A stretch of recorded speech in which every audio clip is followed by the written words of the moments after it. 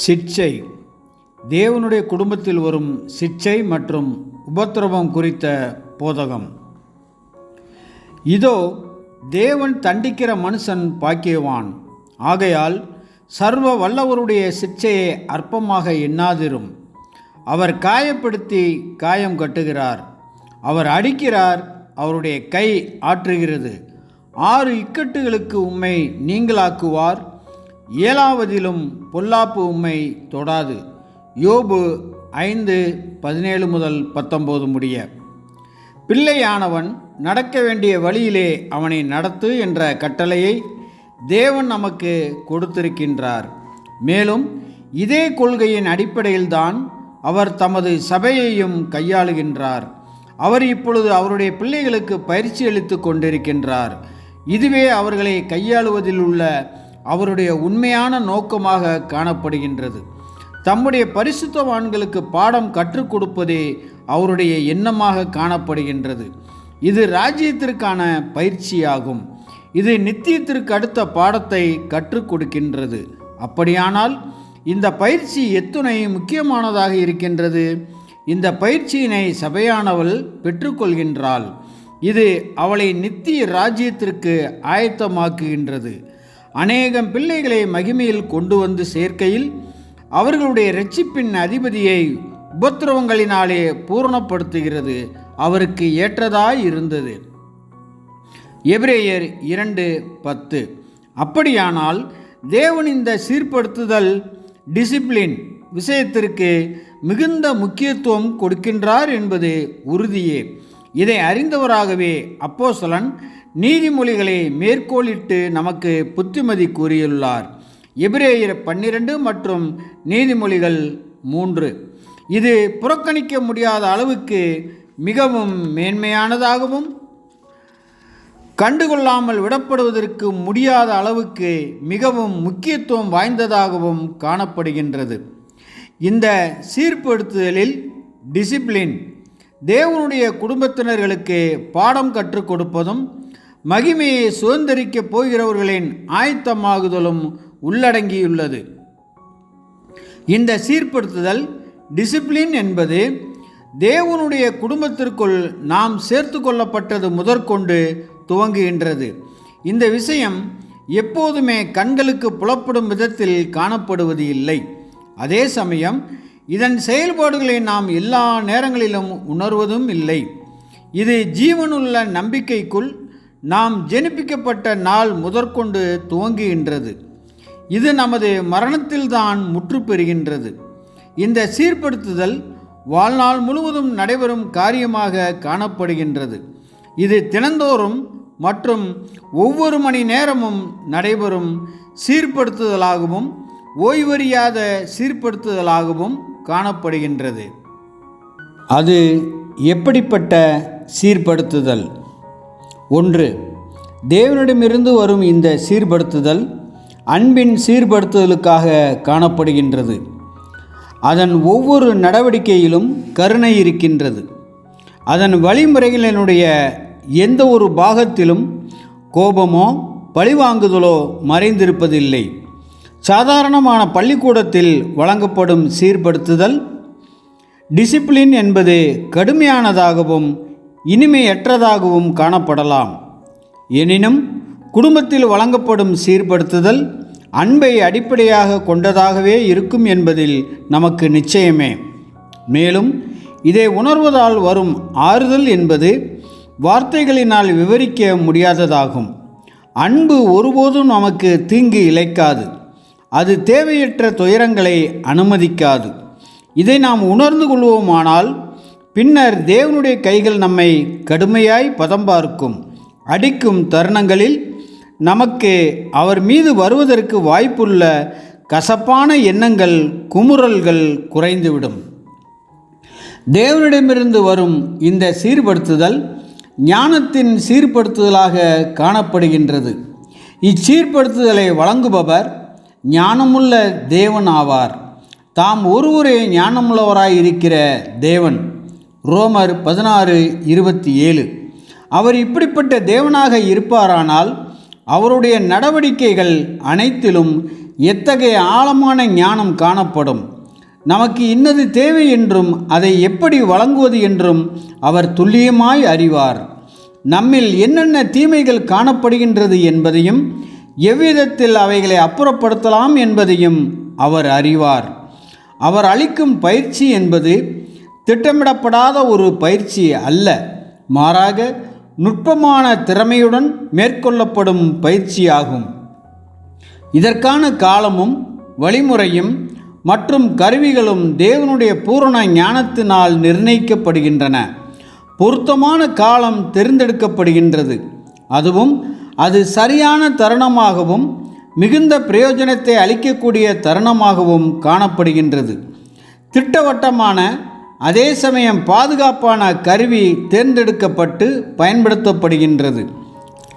இன்னுமாக மிகுந்த பயன் அளிக்கின்றதும் குறைவான வேதனை கொடுக்கின்றதுமான கருவி தேர்ந்தெடுக்கப்பட்டு பயன்படுத்தப்படுகின்றது. இப்படியாக தேவனிடமிருந்து வரும் சீர்படுத்துதலில் ஞானம் அடங்கியுள்ளது என்பதை அறிகின்றோம். தேவனிடமிருந்து வரும் இந்த சீர்படுத்துதல் அவரது உண்மையின் பொறுப்புணர்வின் நிமித்தமான சீர்படுத்தலாக காணப்படுகின்றது.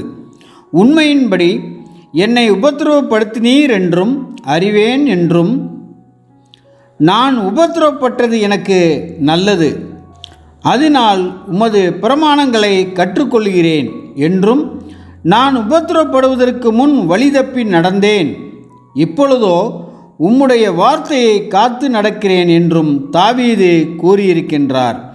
சங்கீதம் 119, 75, 71, 67. இவைகள் அனைத்தும் உண்மையுள்ள பொறுப்புணர்வுள்ள தேவனுடைய செய்கையாகும். அவர் நமக்கு உண்மையுள்ளவராய் இருக்கிறது போல அவர் தமக்கும் உண்மையுள்ளவராய் இருக்கும் தேவன் ஆவார். சிநேகிதன் அடிக்கும் அடிகள் உண்மையானவைகள். நீதிமொழிகள் 27:6. தேவனுடைய பிள்ளையானவன் உபத்திரவத்தின் போதே தனது நண்பர்களின் உண்மையினை கண்டறிவான். தேவன் மிகவும் உண்மையுள்ளவர் என்பதினால் அவர் நம்மிடம் காணும் ஒற்றை குறையை கூட கண்டுகொள்ளாமல் விடமாட்டார். அதை நம்மிடத்திலிருந்து அப்புறப்படுத்தும்படியாக அதை உடனடியாக நமக்கு வெளிப்படுத்துவார். பிறன்மேல் பாவம் சுமராதபடிக்கு அவனை எப்படியும் கடிந்து கொள்ள வேண்டும் என்று தேவன் இஸ்ரவேலருக்கு கட்டளையிட்டிருக்கின்றார். மேலும் தாம் கொடுத்த இந்த கட்டளையின் பிரகாரமாகவே தேவனும் நடந்து கொள்கின்றார். லேவியராகமம் 19:17. தம் பிள்ளைகளின் பாவங்களை கண்டிக்காமல் சகித்து கொள்வதற்கு அவர் உண்மையற்ற தந்தை இல்லையே. அவர் நமக்கு நன்மையை அனுப்பும் போதும் தீமையை அனுப்பும் போதும் அவர் நமக்கு உண்மையாகவே இருக்கின்றார். அவர் நன்மையை அருளும்போது இருப்பதை விட தீமையை கொடுக்கும்போதுதான் அதிக உண்மையுள்ளவராகவும் அதிக பொறுப்புணர்வு உள்ளவராகவும் இருக்கின்றார் என்று சொல்லலாம். ஒருவன் தன்னால் நேசிக்கப்படும் நண்பனிடம் அவனை கண்டிக்கும் விதமாக கடுமையாக ஏதோ ஒன்றை சொல்லவோ அவனுக்கு செய்யவோ நேரிடும்போது இது செய்பவனுடைய இருதயத்தை நொறுக்கவே செய்யும். எனினும் நண்பன் மீது வைத்திருக்கும் அன்பின் காரணமாக அதை செய்வான். தன் நண்பன் மீது வைத்திருக்கும் அன்பினுடைய உண்மையின் நிமித்தம் அவன் பின்வாங்க மாட்டான். இப்படி செய்தால்தானே அவன் அவனுடைய உண்மையான நண்பனாய் இருப்பான். இப்படியே சிட்சிக்கும் தேவனும் காணப்படுகின்றார். அவர் ஆசீர்வதிக்கும் போது உண்மையுள்ளவராக காணப்படுகின்றார். இன்னுமாக அவர் சிட்சிக்கும் போது அதிக உண்மையுள்ளவராக காணப்படுகின்றார். இது நிச்சயமாக ஆறுதலான காரியமாக காணப்படுகின்றது. இது நமது முறுமுறுப்புக்கள் யாவற்றையும் தணித்து நம்முடைய இருதயங்களை சமாதானத்தில் ஸ்திரப்படுத்துகிறது. தேவனிடந்து வரும் இந்த சீர்படுத்துதல் வல்லமையினால் வரும் ஒரு சீர்படுத்துதலாகும். இந்த சீர்படுத்துதலை வடிவமைத்து வழங்கி கொண்டிருப்பவர் திணறடிக்கப்பட முடியாதவர் ஆவார், அல்லது தமது திட்டத்தை கைவிடுவதற்கு கட்டாயப்படுத்தப்பட முடியாதவர் ஆவார். எவ்விதமான சாதகமற்ற சூழ்நிலைகள் மத்தியிலும் மிக கடுமையான எதிர்ப்புகள் மத்தியிலும் அவரால் இச்சீர்படுத்துதலை நிறைவேற்றி முடிக்க முடியும். அவருக்கு முன் பிரபஞ்சம் அனைத்தும் வழிவிட்டாக வேண்டும். இக்கருத்து அவரது சீசர்களுக்கு இச்சீர்படுத்துதல் தொடர்புடைய விஷயத்தில் மிகுந்த ஆறுதலளிக்கும் கருத்தாக காணப்படுகின்றது. ஒருவேளை இந்த சீர்படுத்துதல் தோல்வி அடையுமானால், ஒருவேளை நாம் இவ்வளவு கஷ்டங்களுக்குள் உட்படுத்தப்பட்ட பிற்பாடு நம்மை சீர்படுத்தும் திட்டத்தில் தேவன் தோல்வி அடைவாரானால், ஒருவேளை சீர்படுத்துதலின் பலனை கொடுப்பேன் என்று உறுதியாக சொல்ல முடியாத தேவனால் நாம் சோதனையின் வேதனைக்கு உள்ளாக்கப்படுவோமே ஆனால், இது சோதனையின் கூடுதல் கசப்பைத்தான் கொண்டு வரும்.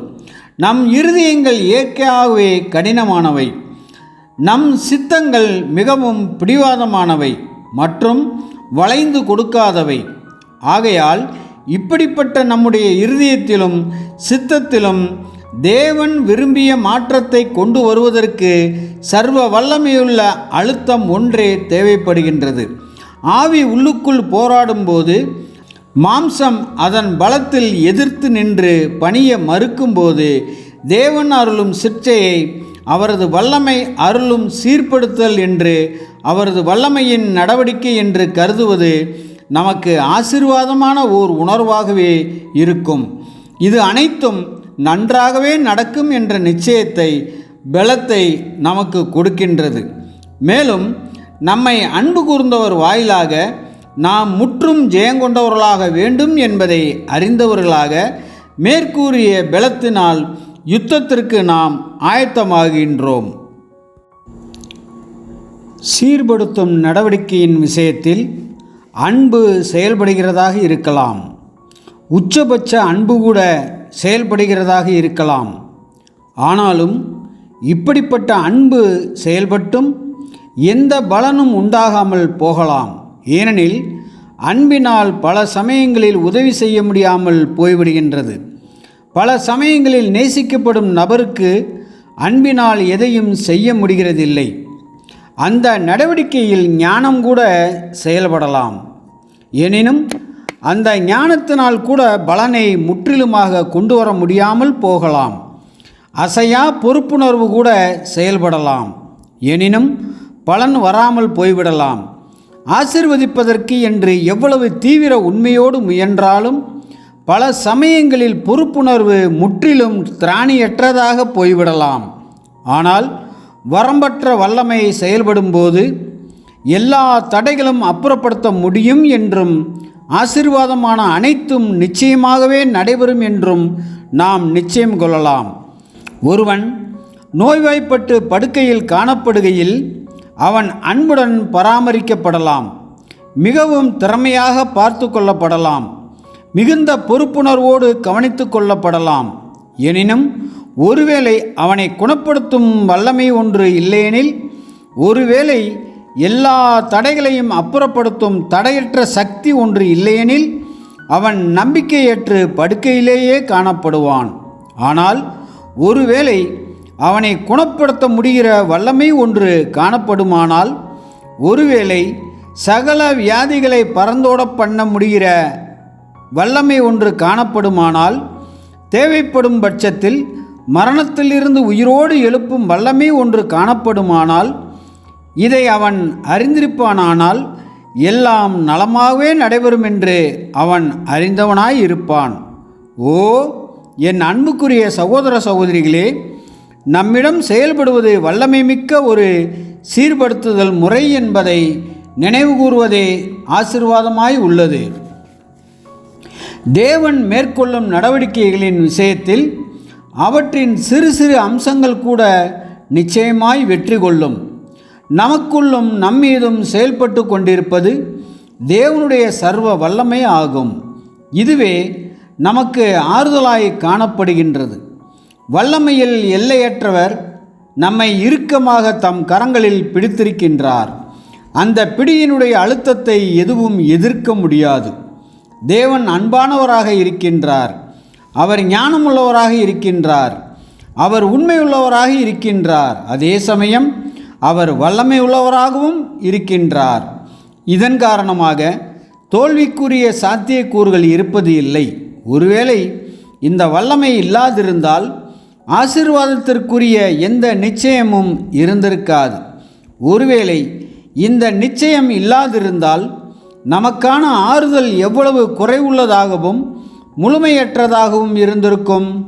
நமக்குள்ளிருந்து நம்மை பலப்படுத்தும் வல்லமையின் மூலம் நாம் கேட்பதற்கும் அல்லது நினைப்பதற்கும் மேலாக திரளான காரியங்களை செய்ய வல்லவராக நம்மை சிட்சிக்கின்ற தேவன் இருக்கின்றார். எபேசியர் 3:20.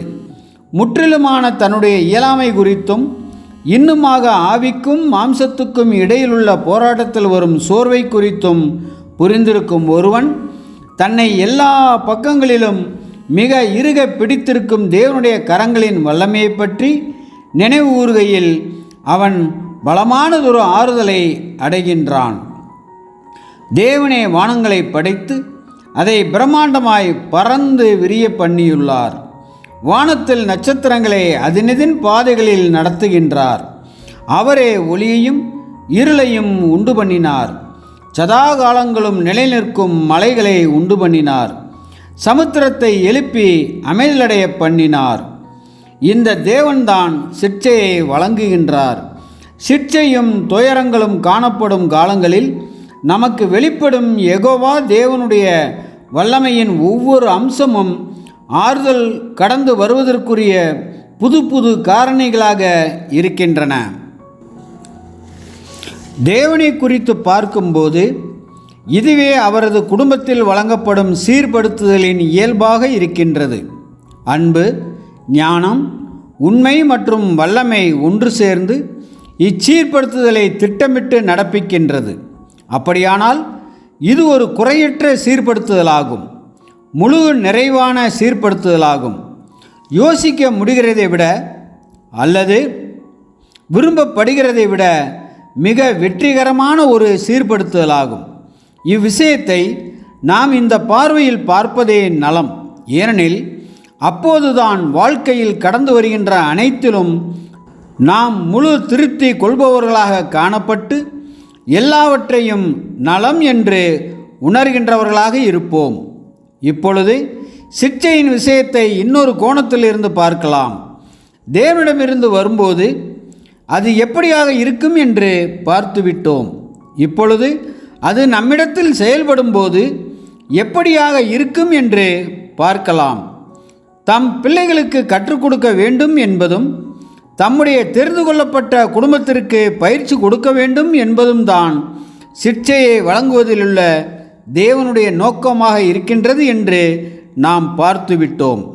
மேலும் அவர்களது அபூர்ண நிலையே இச்சிட்சைக்கான அவசியமாய் இருக்கின்றது என்றும் நாம் பார்த்துவிட்டோம். இப்பயிற்சியானது எந்த விதத்தில் நம்முடைய மனதின் மீது, சித்தத்தின் மீது, இருதயத்தின் மீது, மனசாட்சியின் மீது செயல்படுகின்றது என்பதை ஆராயலாம். 1. அது மனதிற்கான பயிற்சியாகும். நாம் இயல்பாகவே தேவனுக்கு அடுத்த விஷயங்களில் அறியாமையில் காணப்படுபவர்களாகவும் கற்பிக்கப்பட முடியாதவர்களாகவும் இருப்பவர்கள் ஆவோம். மேலும் இந்த மனநிலையை நாம் வாழும் செழிப்பான காலங்களின் சௌகரியங்கள் அதிகரிக்கவே செய்கின்றது. தேவன்தாமே இறுதியில் தலையிட்டு நாம் கற்றுக்கொள்ளும்படி செய்தார். பிரம்பும் கடிந்து கொள்ளுதலும் ஞானத்தை கொடுக்கும்.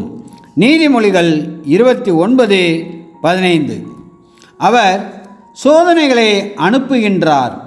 அவை கற்றுக்கொள்வதற்கு நம்மை விரும்ப பண்ணுகிறது. நாம் நம்முடைய அறியாமையை குறித்து அறிய வந்து பரத்திலிருந்து சோதிக்கப்பட நாடுகின்றோம். தேவன் போதிக்கும் வேலையை சோதனையில் துவங்குகின்றார்.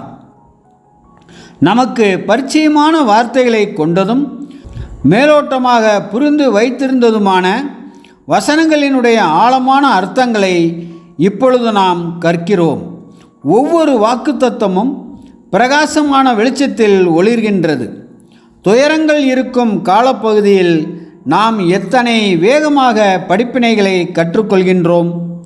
துயரம் புரிந்து கொள்வதற்குரிய நம்முடைய புலனுணர்வு சக்திகளை தட்டி எழுப்பி வேகமாக புரிந்து கொள்ளும் புது ஆற்றலை கொடுப்பது போன்று தோன்றுகின்றது.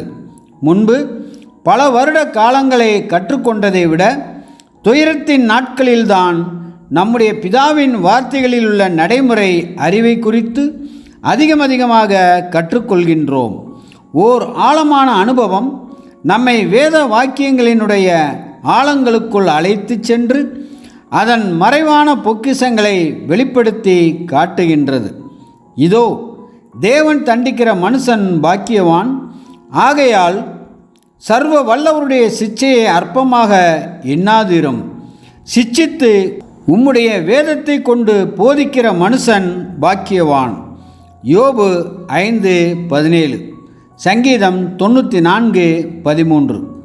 நோய்வாய்ப்பட்டு படுக்கையில் காணப்படுகையில் அல்லது துயரத்தினுடைய அழுத்தத்தின் கீழ் காணப்படுகையில் மனதிற்கு எத்தகையதொரு பயிற்சி, எத்தகையதொரு கற்பித்தல் கொடுக்கப்படுகின்றது? பிதாவிடமிருந்து கற்றுக்கொள்ளும் ஒருவனுடைய செவிகளுக்கு ஒவ்வொரு சிறு சோதனை கூட எத்தனை மகத்துவமான மற்றும் பிரம்மாண்டமான காரியங்களை கற்றுக் கொடுக்கின்றது. சில சந்தர்ப்பங்களில் சீர்படுத்துதல் நடைபெற்று கொண்டிருக்கும் போது பலன் நம்மால் கிட்டத்தட்ட உணர்ந்து கொள்ளப்படுகிறது இல்லை.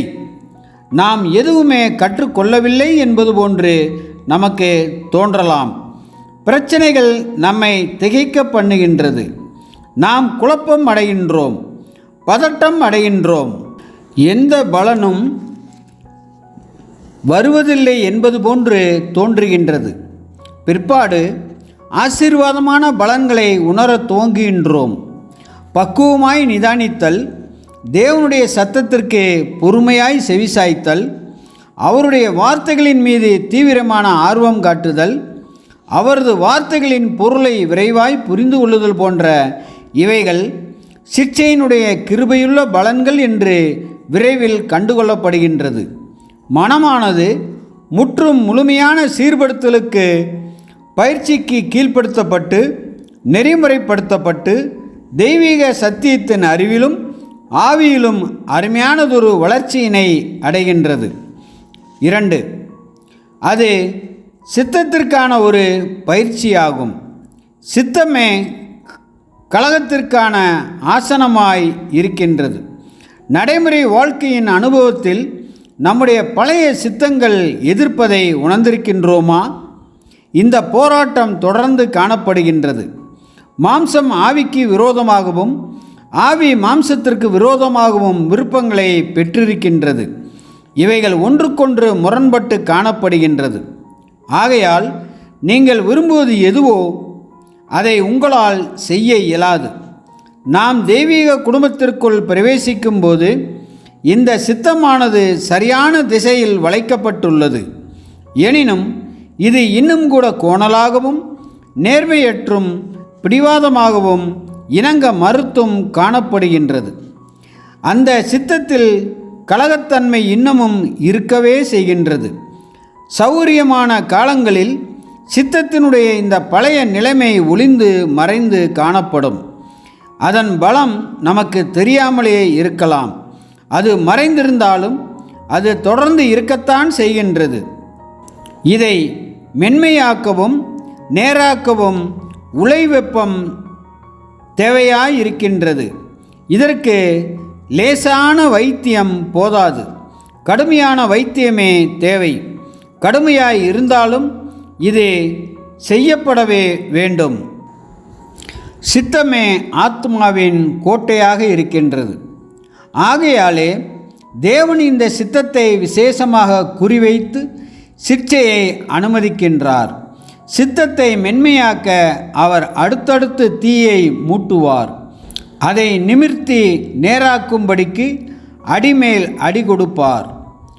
நமது சுய திட்டங்களை முழுமையாக நிர்மூலமாக்கி நாம் தேர்ந்தெடுக்கும் வழிகளின் பயனற்ற தன்மையை நமக்கு காட்டும் வரை அவரது கை ஓய்வது இல்லை. இது நீண்ட காலமாய் தொடரும் சோதனைகளில் பிரதானமாய் நிகழ்கின்றது. சித்தத்தை வளைப்பதும் நேராக்குவதும் பெரும்பாலும் நீண்டதொரு செயல்முறையாகவே காணப்படுகின்றது. இந்த செயல்முறையின் போது நாம் ஆழமான பல தண்ணீர்களை கடந்து செல்ல வேண்டியிருக்கும். நீண்டகால சோதனைகள் விசேஷமாக சித்தங்கள் மீதே குறிவைத்து அனுமதிக்கப்படுகின்றன.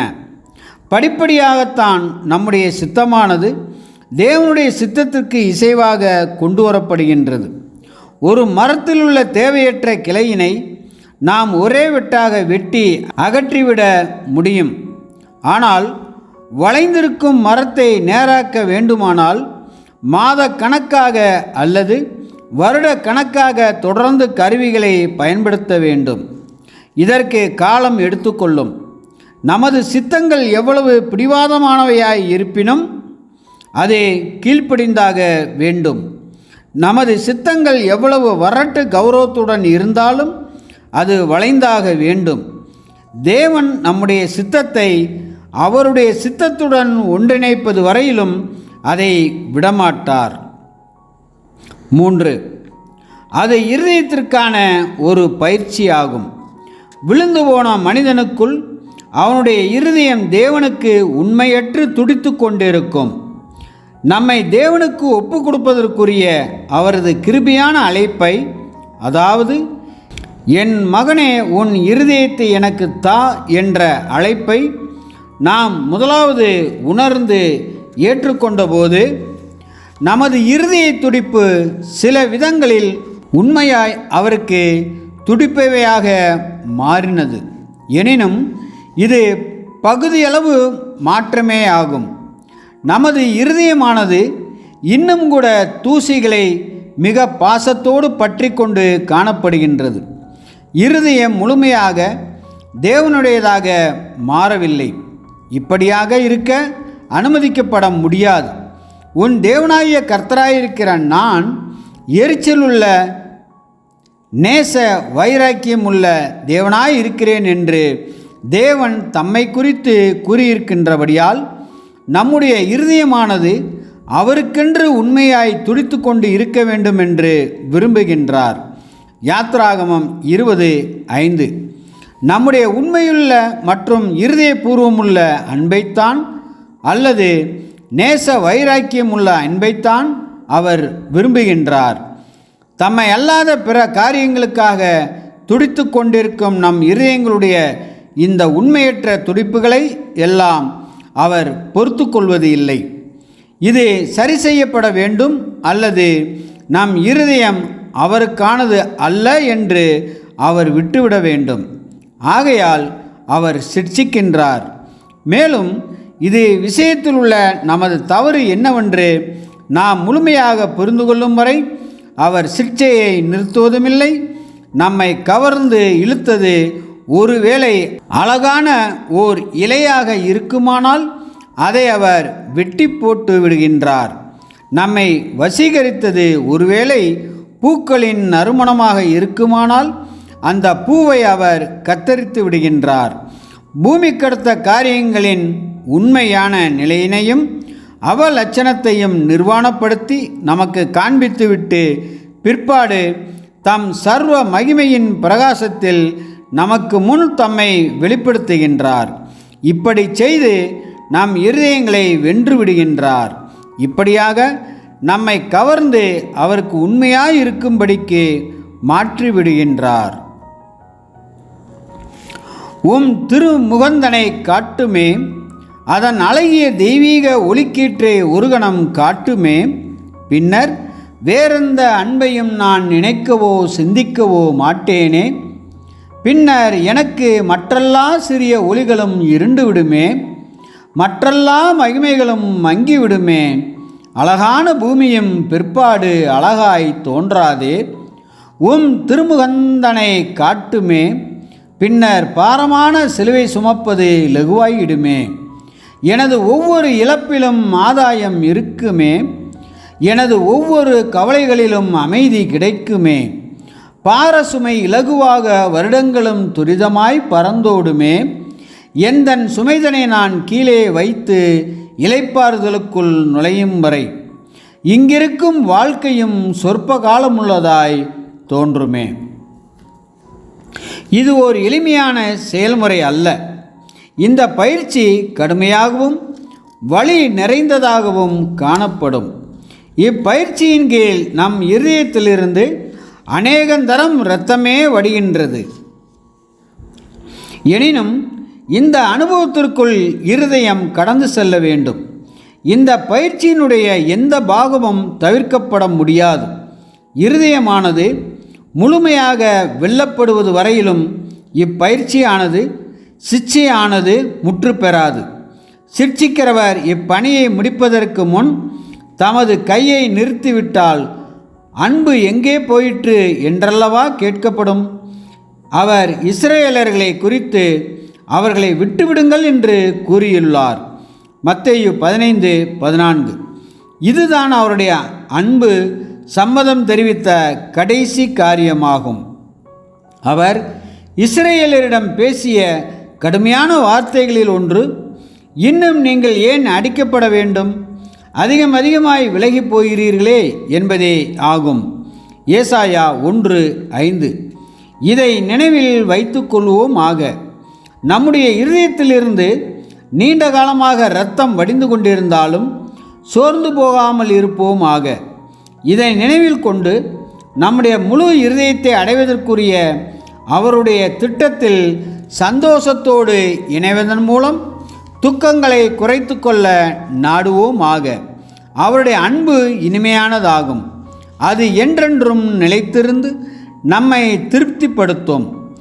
பிரிசலற்ற அன்பிலும் ஐக்கியத்திலும் நாம் யாரோடு நித்திய காலம் செலவிடப் போகின்றோமோ அவரை இங்கேயே அன்பு கூற இப்படி கற்றுக்கொள்வது என்பது எத்தனை அற்புதமான காரியமாயிருக்கின்றது.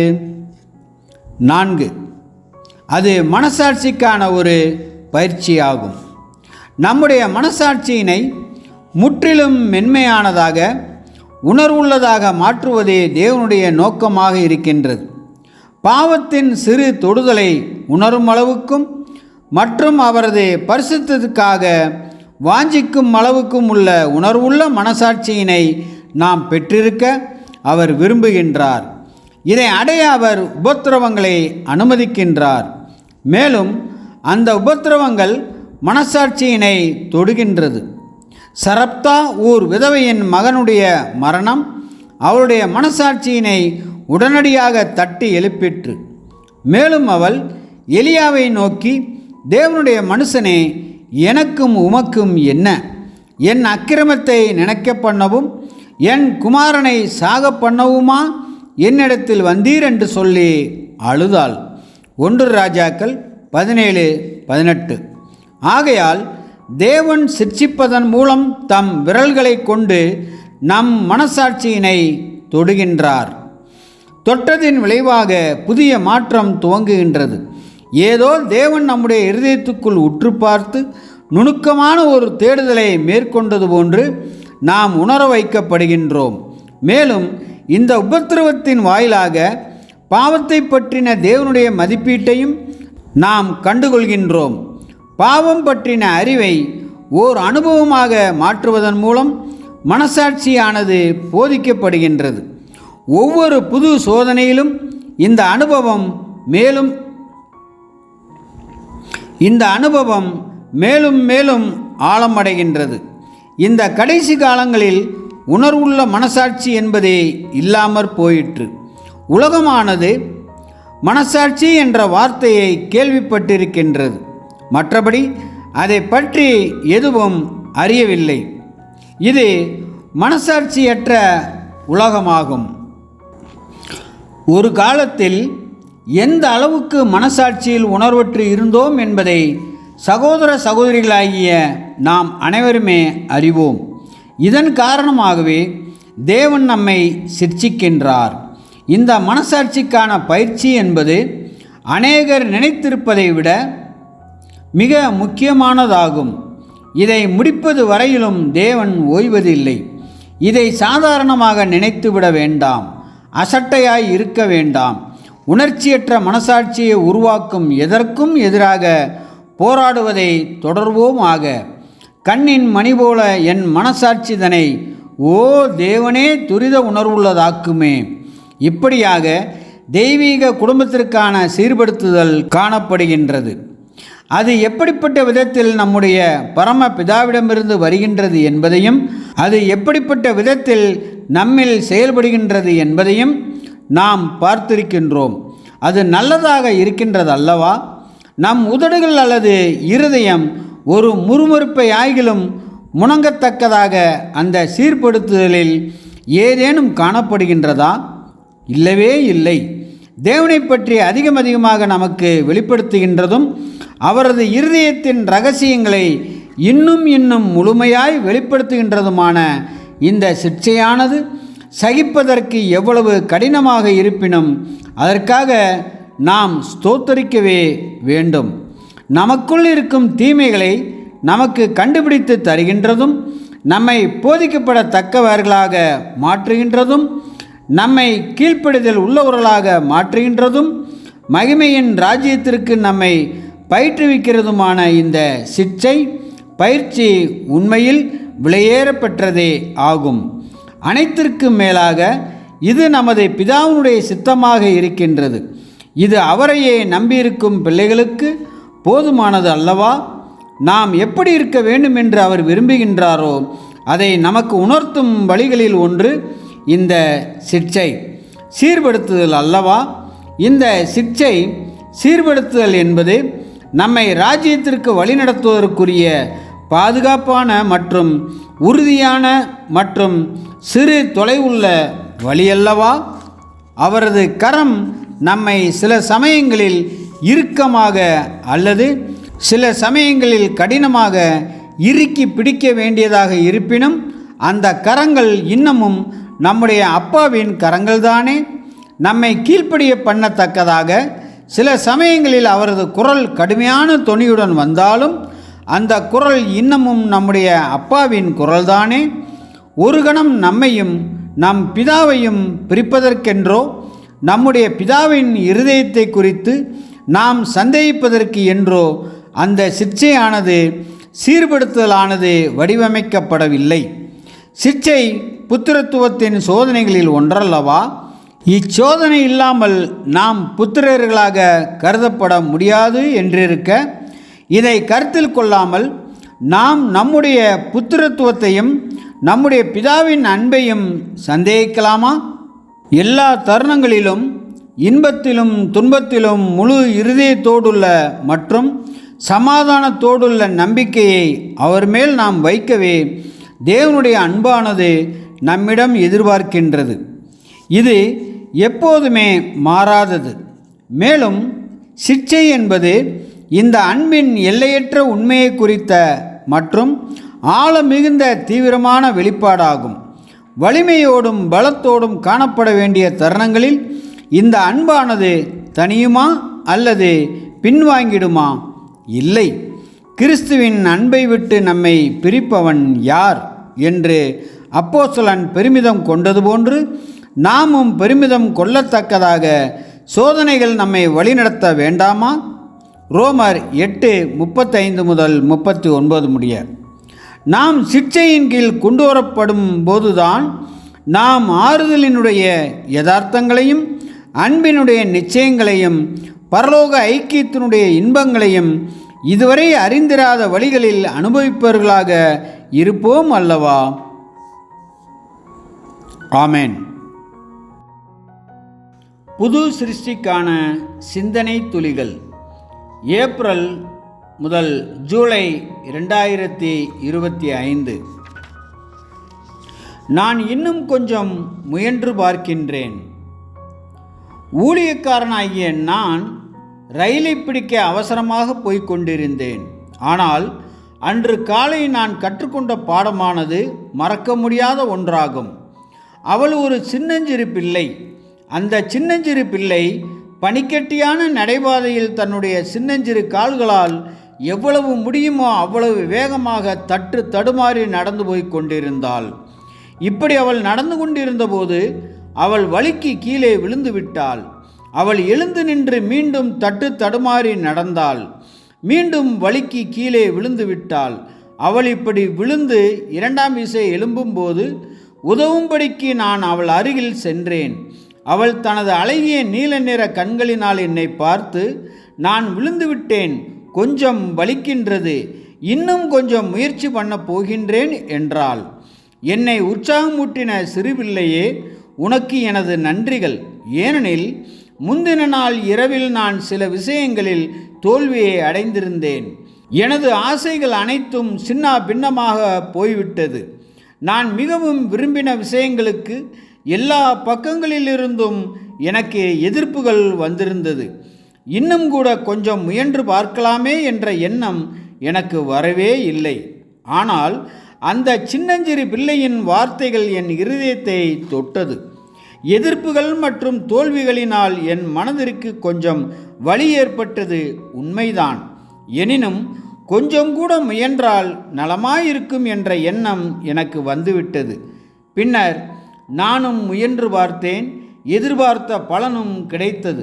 அது முதற்கொண்டு அச்சிறு பிள்ளையினுடைய வார்த்தைகள் அடிக்கடி எனது ஞாபகத்துக்கு வந்து போகும். நான் விழுந்து விட்டேன், எனக்கு கொஞ்சம் வலிக்கின்றது, இன்னும் கொஞ்சம் முயற்சி பண்ண போகின்றேன். இதுவே கிறிஸ்தவ ஊழியத்தின் அனுபவமாகும். 1 மே 2025. சக்தி வாய்ந்த பிரசங்கம். ஓர் ஊழியக்காரன் பற்றின பதிவு பின்வருமாறு. அந்த ஊழியக்காரன் இளம் சீடர் ஒருவரிடம், இன்று நாம் வெளியே போய் பிரசங்கம் செய்யலாம் என்று கூறினார். அவர்கள் இருவருமே மடத்தை விட்டு புறப்பட்டு அருகில் இருந்த ஒரு நகரத்திற்கு சென்றனர். அவர்கள் அங்குமிங்குமாய் கடைகளுக்கு சென்று சில பொருட்களை வாங்கினார்கள். போகிறபோது அறிமுகமானவர்கள் சிலருடன் உரையாடினார்கள். இன்னும் மீதி இருந்த சில வேலைகளை எல்லாம் செய்து முடித்தார்கள்.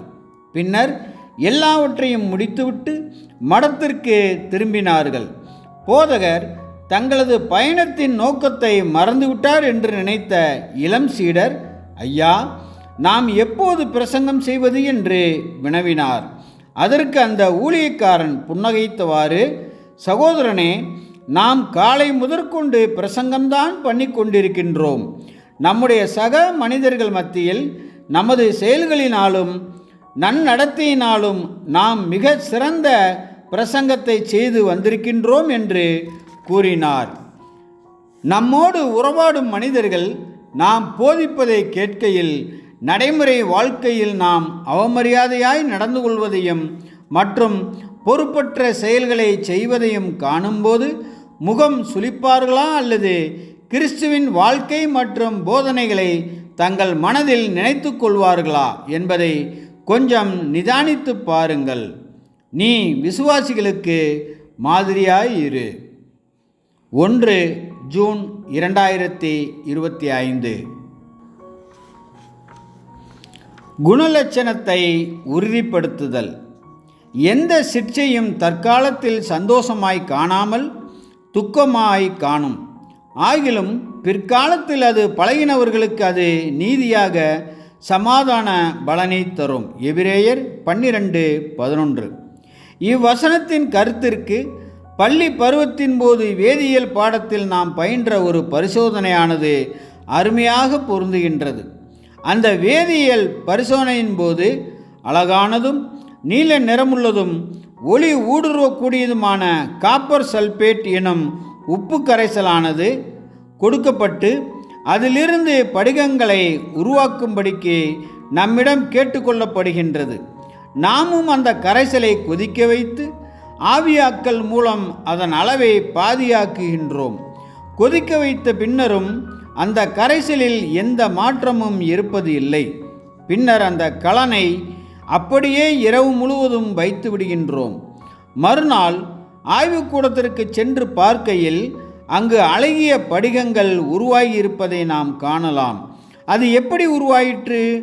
கடுமையாக கொதிக்க வைக்கப்பட்ட கரைசல் குளிர்ந்ததும் இரசாயன பொருட்கள் அதன் இயல்பான நிலையை அடைய முயல்கின்றன. இப்படியாக அந்த படிகங்கள் உருவாகின்றன. நம்முடைய கிறிஸ்துவ ஜீவியத்தில் வரும் வேதனையான அனுபவங்களும் ஏறக்குறைய இந்த படிகங்கள் போலவே காணப்படுகின்றன. வாழ்க்கையில் என்ன நடக்கின்றது என்பதை நாம் சுதாரித்து கொள்வதற்கு முன்னதாகவே நாம் ஏதோ சில பிரச்சனைகளுக்குள், ஏதோ சில மன உளைச்சலுக்குள், நம்மால் கட்டுப்படுத்த அல்லது புரிந்து கொள்ள முடியாத ஏதோ சில சூழ்நிலைகளுக்குள் சிக்குண்டவர்களாக மன கொந்தளிப்பிற்கு ஆளாகி விடுகின்றோம்.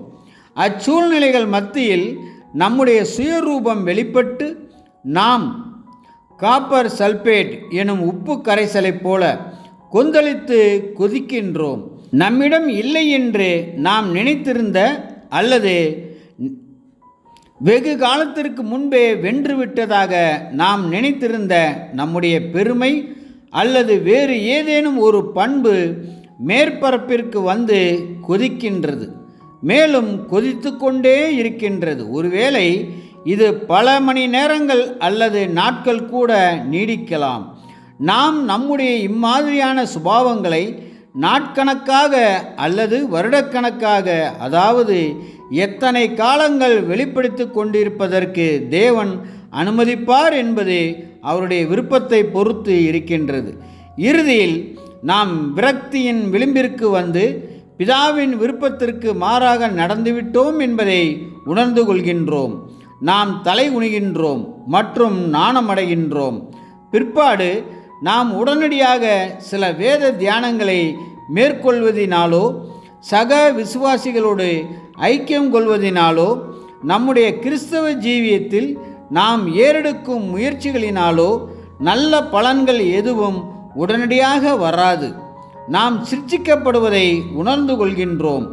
காலங்கள் செல்ல செல்ல அந்த அனுபவங்கள் நினைவுகளாக நம் மனங்களில் பதிய பெறுகின்றன. பின்னர் முன்பு வந்த அனுபவம் போன்றதொரு அனுபவம் சூழ்நிலை மீண்டும் வருகின்றது. ஆனால் இம்முறை நாம் அச்சூழ்நிலையினை வேறு விதமாக அணுகுவோம். முன்பு நம்மை கோபப்படுத்திய அல்லது தடம்புரளச் செய்தவைகள் இனிமேலும் நம்மை பாதிப்பது இல்லை. இப்பொழுது நாம் உறுதியுடன் காணப்படுவதை காண்போம். ஏன் இவ்வாறு? ஏனெனில் நம்முடைய குணலட்சணம் அந்த குறிப்பிட்ட விஷயத்தில் உறுதியடைந்து பக்குவப்பட்டுள்ளது. எபிரேயர் 12:11 இடம்பெறும் ஆகிலும் பிற்காலத்தில் என்ற பாகம்தான் நம்மிடம் வேலை செய்துள்ளது. அனுபவத்தின் ஒரு பாகமாக காணப்படும் சிற்சை எனும் அம்சமானது கண்ணுக்கு புலப்படும் வெளியரங்கமான அம்சமாகவும் மிக முக்கியமான அம்சமாகவும் காணப்படுகின்றது. ஏனெனில் புற உணர்வு மனமானது வாழ்க்கையின் அனுபவங்களினால் சரியாக பயிற்றுவிக்கப்படும் போதுதான் ஆள் மனமானது நீதியின் சமாதான கனிகளை கொணரும். அதன் அமைதியான மற்றும் யாருக்கும் புலப்படாத பணியினை செய்ய முடியும். இது அனுபவத்தினுடைய கண்ணுக்கு புலப்படாத ஓர் அம்சமாகும். கண்களுக்கு புலப்படாத ஆழத்திலிருந்து நீதியின் சமாதான கனிகள் பின்னர் வெளிப்படுகின்றது. தோல்விதான் மெய்யான வெற்றிக்கான ஒரே பாதையாக காணப்படுகின்றது என்பது மற்றும் ஒரு தெய்வீக புதிர் இரகசியமாகும். இறுதி வெற்றியை பெற வேண்டுமானால் அனுபவத்தினுடைய தோல்வி என்னும் பாகம் அவசியமாயிருக்கின்றது. 2 கொரிந்தியர் 12:9 அதற்கு அவர், என் கிருபை உனக்கு போதும், பலவீனத்திலே என் பலம் பூரணமாய் விளங்கும் என்றார். ஆகையால் கிறிஸ்துவின் வல்லமை என்மேல் தங்கும்படி என் பலவீனங்களை குறித்து நான் மிகவும் சந்தோஷமாய் மேன்மை பாராட்டுவேன். த ஹெரால்ட் மேகசின் 1991, 1939, 1978. 1 ஜூலை 2025. சில வகையான கிறிஸ்தவர்கள். முதலாவதாக சோர்வான கிறிஸ்தவர்கள் என்கிற சிலர் இருக்கின்றார்கள். இம்மாதிரியான ஒரு நபரை ஒருவேளை உற்சாகமூட்டினால் இவர் வேலை செய்வார். ஆனாலும் ஓயாமல் புலம்பிக்கொண்டே வேலைகளை செய்பவராக காணப்படுவார். ஆதலால் அந்த வேலையை செய்பவர்களுக்கும் சரி, அதை பார்ப்பவர்களுக்கும் சரி, ஒருவித சலிப்புதான் மிஞ்சும். இரண்டாவதாக ஓய்வு பெற்ற கிறிஸ்தவர்கள் என்கிற சிலர் இருக்கின்றார்கள். இம்மாதிரியான ஒரு நபர் தனது பங்கை செய்து முடித்துவிட்டதாக நினைத்து வெறுமனே உட்கார்ந்து கொண்டு மற்றவர்களை குறை சொல்வதை, விமர்சனம் செய்வதை தொழிலாக கொண்டிருப்பார். மூன்றாவதாக சௌகரியமான கிறிஸ்தவர்கள், ரப்பர் டயர் போன்ற கிறிஸ்தவர்கள் என்கிற சிலர் இருக்கின்றார்கள். இம்மாதிரியான ஒரு நபர் பாதை தெளிவாகவும் சாலை சீராகவும் இருந்தால் மட்டும் செயல்படுவோராக இருப்பார். அதாவது எச்சிரமமும் இல்லாமல் இருந்தால் மட்டும் செயல்படுபவராக இருப்பார். பிரச்சனை வந்தால் ஒதுங்கி விடுவார். இறுதியாக பின்னடைவை அடைந்த கிறிஸ்தவர்கள் பஞ்சரான டயர் போன்ற கிறிஸ்தவர்கள் என்கிற சிலர் இருக்கின்றார்கள். இம்மாதிரியான ஒரு நபர் ஒரு காலத்தில் ஊழியத்திற்கு அடுத்த காரியங்களில் சுறுசுறுப்பாகவும் உண்மையாகவும் காணப்பட்டிருந்திருப்பார். ஆனால் இவர் ஒரு கட்டத்தில் பின்னடைவை அடைந்திருப்பார். பிற்பாடு இவர் அதிலிருந்து மீண்டு வராதவர் ஆவார். நாம் இப்படிப்பட்ட ஒரு கிறிஸ்தவரா? Bible students monthly.